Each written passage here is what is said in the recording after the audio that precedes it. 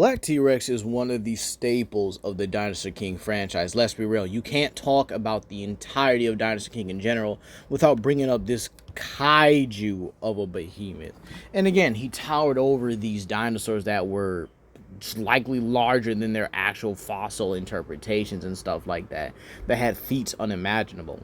But today we're going to see if Black T, Big T over here, can actually survive in the Showa era. Now this video is going to be a little bit short here because of storage and stuff, and trying to keep things at a quality level. But I hope you guys enjoy the video. Please comment, like, subscribe, and share it with your friends. By the way, this is the artwork that inspired it, and we will be using the three monsters seen here, that being Ghidorah, Godzilla, and Anguirus. So without further ado, let's begin. How strong is Black over here, right?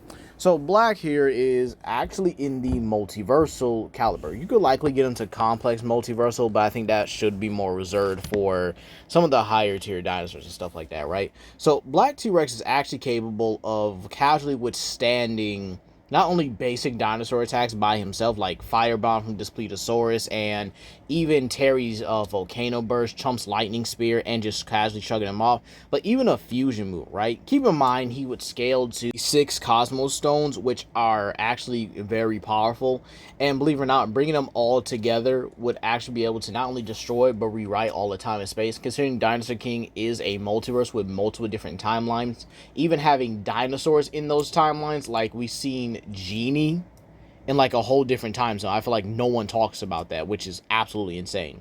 And so being able to do that, you'll be able to control and rewrite all of time and space to your own whim. Black T-Rex would definitely scale above, if not relative to these Cosmos Stones, and definitely would scale above any dinosaur that's able to apply them, considering the fact that he used a super move to actually be able to harm him. So with that being said here, let's talk about the Showa era. Now the Showa era can easily range from multiversal to universal at its lowest.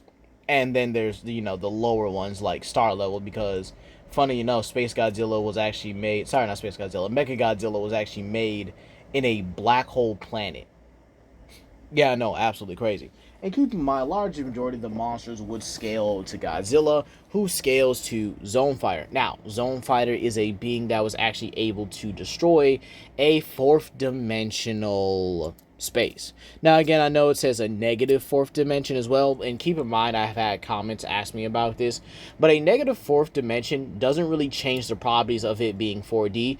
It's just that on such a level, it cannot be perceived. Keep in mind, we cannot perceive negative dimensions. We can only perceive like positive dimensions, so we can't even perceive like negative dimensions and stuff like that. Just to kind of clarify, it's a dimension that's so beyond our comprehension that it makes casual dimensions look kind of simple for us to see, right? So yeah, just to kind of clarify it. And again, you could easily downscale them from Heisei as well, which also gets to multiversal to higher as well, considering the fact that we do have some comparisons between Larva Batra and Megalon. Then you also have characters like Mecha Godzilla and Mecha King Ghidorah being somewhat comparable, and then obviously Showa Rodan and Heisei Mothra as well. So yeah, you can have those comparisons as well. But again, Heisei does come out on top with certain specifications, right? So yeah, you can actually get these guys casually to multiversal, considering the fact that Godzilla has everything like infinite universes, infinite dimensions, and stuff like that. So that being said here, yeah, let's actually talk about Black T-Rex and if he's able to survive against these 3 kaiju. Keep in mind, these are kind of like the big 3 of the verse here. You could possibly argue King Caesar and Gorosaurus as well, but again, kind of wanted to keep this simple for today, so no kind of a small gauntlet, if you will. Let's talk about Anguirus, right? Anguirus' advantages over Black T-Rex are definitely his overall durability, and I would definitely say its defensive back as well. So, Yeah, Black T-Rex is going to have a hard time here. I think that his Fire Scorcher can definitely damage Anguirus, but again, Anguirus is just a tanky beast altogether. I will say, however, Black T-Rex is a lot faster, so that will come into play. So Black T-Rex being durable enough to withstand Anguirus' attacks, and in all honesty, you could likely say he's taken more potent attacks than what Anguirus has to really offer. Anguirus' best things are him being able to roll into a ball and strike at people, or use his back as a entire shield. Then you have his burrowing capabilities, which can pretty much trip up Black here, but I don't really see it being a defend the winner. It's very possible Anguirus could likely misjudge a burrowing attack, and then Black T-Rex falls forward with the Fire Scorcher coming down on top of Anguirus and him, kind of just like harming both of them, but at the same time, I think Black would be able to come out on top. And then in terms of a physical confrontation, I think Black and him are pretty equal, but again, that speed also just comes in handy. So I would definitely say Black takes it possibly mid to high difficulty at best, right? But now let's move on to the next one, that being Showa Godzilla. Now this one's pretty interesting. Black is still slightly faster in this one, but I don't think a physical confrontation is the way to go. The reason why is because Godzilla in the Showa era actually knows things like wrestling, boxing, and a little bit of martial arts, as the idea of, well, the man in the suit, if you will, he was actually capable of, and pretty much was given permission to incorporate his own fighting style into Godzilla. So a little bit of wrestling and, you know, whatever martial arts system that he actually knew. And keep in mind, Godzilla has also been able to train with characters like Zone Fighter and Jet Jaguar, who are also very skilled and expert martial artists, and even being able to keep up with King Caesar, who is also a martial artist.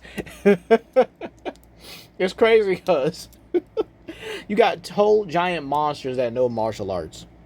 It would absolutely be hilarious if they actually do this in the Monstrous, but I would definitely I would love to see it. I definitely would love to see it.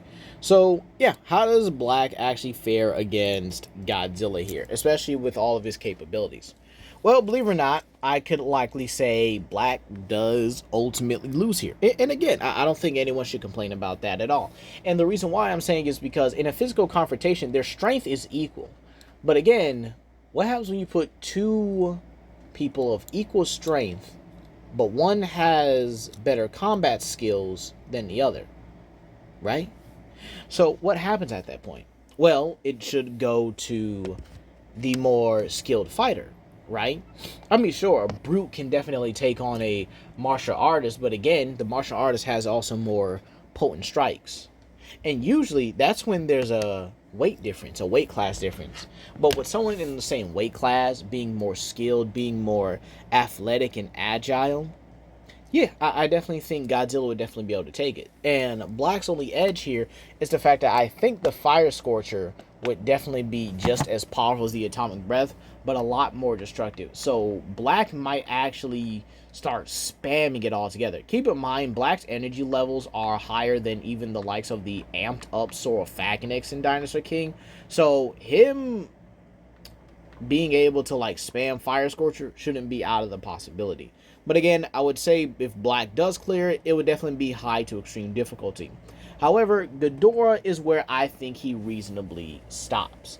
Now, Ghidorah was the strongest kaiju of the Showa era. I think no one should be able to really complain about that because he was able to take on all of Earth's monsters. He was able to take on every last one of them. Gorosaurus, Varan, Rodan, okay, Kumonga, Anguirus, Godzilla, all of them, Manda and stuff like that. He took all of them on. Oh, Baragon as well. Sorry, buddy. And he was able to take all of them on and managed to, and they just barely managed to win it. This is even the same kaiju that Godzilla is afraid to face off in a one-on-one situation. So, putting those factors, plus the fact that Ghidorah can fly and is now faster than Black here, Black really, I think his best bet is to kind of close the distance. Because, again, Ghidorah doesn't have ultimately the best grappling skills. So, this is something Black can actually take in a physical department, or at least in terms of a close quarters department, right? But again, Ghidorah does love to spam those gravity beams. So, with that being said here, how do I think Black does in the Showa era in general? Like, considering all the events and stuff like that, right? I mean, hey, let me know if you guys want a what if of this kind of thing here. I would not mind making it down the line in the future. But again, how would I think Black T-Rex fares in the Showa era? Believe it or not, I do think he does very well here, but I do think the problem is he does not have any skill. He's, I wouldn't say like an infant when it comes to like hand-to-hand combat, but he's definitely gonna suck once he gets to like higher tiers like Mechagodzilla, I would definitely say Ghidorah, no, not Ghidorah, Godzilla and Zone Fighter, Jaguar as well. So if he's causing any trouble, then obviously he is going to be a problem. But considering the sheer fact that he really didn't destroy any buildings from his, well, I guess from his emergence either. And keep in mind, he really didn't destroy the entire city. He was just walking around and just exploring. So he looks kind of more curious than anything. So I think that with him just being a curious individual, he would actually be fine in the Showa era. And if any kaiju tries to fight him like Sanda, Garaya, and, you know, any other monster, I think he would just be annoyed at first, but then he would likely just stomp a few of them out to put them in their place. Definitely have to deal with a lot of the aliens and stuff like that there. And as for him and Godzilla, they could possibly work something out. They could possibly become friends at the end of the day. But overall, do I think Black T-Rex survives the Showa era? Yes. But I think when it comes to like the big three of it, I think he is able to at least stall against Godzilla until the inevitable happens. But he definitely loses to King Ghidorah.